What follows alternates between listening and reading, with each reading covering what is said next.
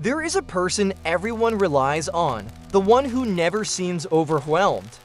The one who says, "I'm fine," with steady eye contact and a calm voice. The one who shows up, delivers, handles, absorbs. When something goes wrong, they are composed. When conflict arises, they are measured. When chaos unfolds, they remain stable.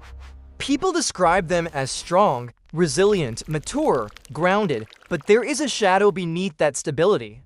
A quiet erosion that happens when someone is always okay. The dark side of always being okay is not obvious.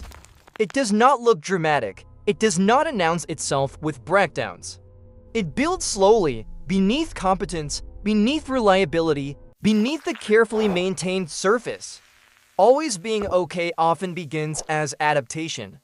Somewhere along the way, you learned that showing distress did not lead to comfort. Maybe it led to dismissal, maybe it led to escalation. Maybe it led to being told you were too sensitive, too dramatic, too much. So you adjusted, you minimized. You regulated yourself quickly, you swallowed tears. You refrained pain before anyone else noticed it. You became the one who could handle it, and that skill worked. It protected you. It made you dependable, it earned you trust.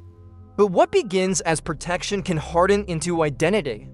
When people start seeing you as the stable one, the expectation solidifies.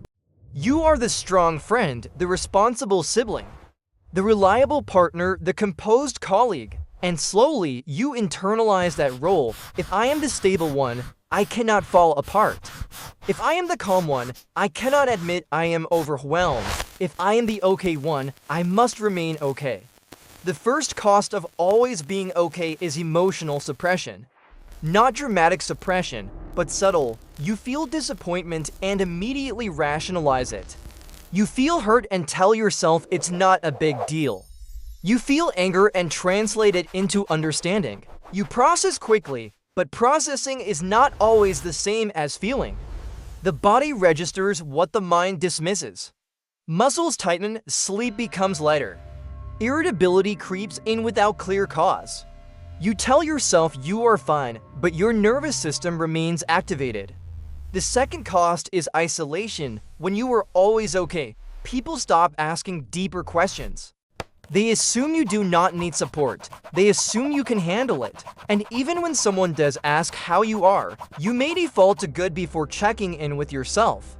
Over time, this creates distance. Others know your competence, but not your vulnerability. They see your strength, but not your struggle. You are connected socially, but emotionally unseen. There is also the erosion of authenticity. Always being okay requires filtering. You choose which parts of yourself are safe to show. You edit out uncertainty, you polish rough edges. You delay sharing until the story has a resolution. You rarely let someone witness the unresolved version of you. This filtering becomes automatic. You forget what it feels like to express something messy in real time. The third cost is internal pressure. When you build a reputation around resilience, you feel obligated to maintain it. Admitting weakness feels like betrayal of your identity. Even small admissions feel exaggerated.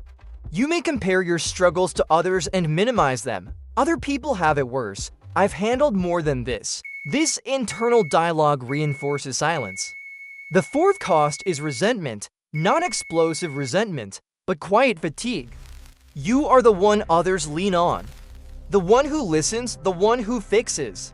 But when you need leaning, you hesitate. You may notice that your relationships feel one-sided. Not because others are intentionally neglectful, but because you trained them to expect your stability. They do not see the cracks because you cover them. The fifth cost is burnout. Suppressing emotion requires energy.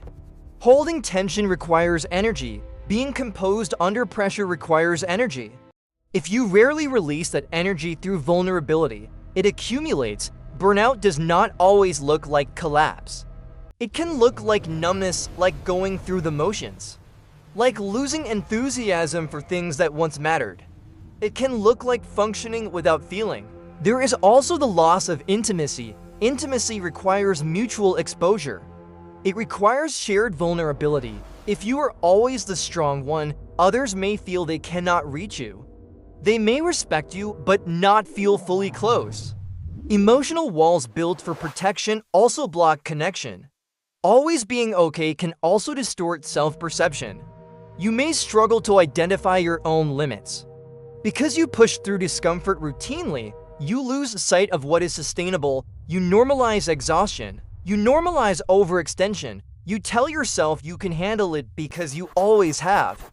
But capability is not the same as capacity. There is also fear beneath the composure. Fear that if you start expressing what you truly feel, it will not stop. Fear that vulnerability will open a floodgate. Fear that others will see you differently. This fear keeps the mask intact.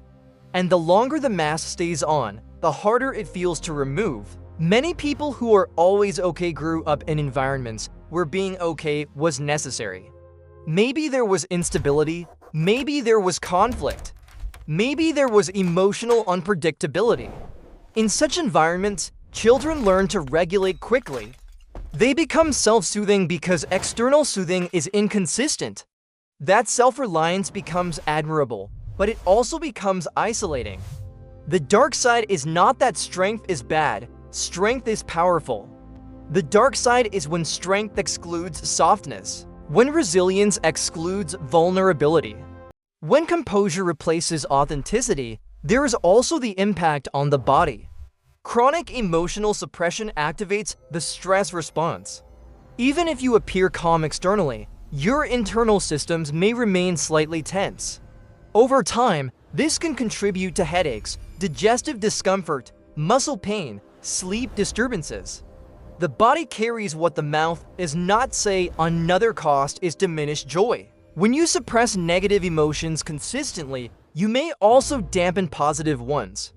Emotional range narrows, you feel stable, but less alive. Intensity decreases across the spectrum. This can create a subtle emptiness. You are not in crisis, but you are not fully vibrant either. Breaking the pattern of always being okay does not mean becoming unstable. It means expanding your range. It means allowing yourself to say, actually, I'm not okay today. It means tolerating the discomfort of being seen without resolution. It means trusting that your worth is not dependent on constant composure. This shift can feel risky at first. You may fear burdening others. You may fear losing respect. But often, the opposite happens. When you allow others to see you struggle, even slightly, it invites reciprocity.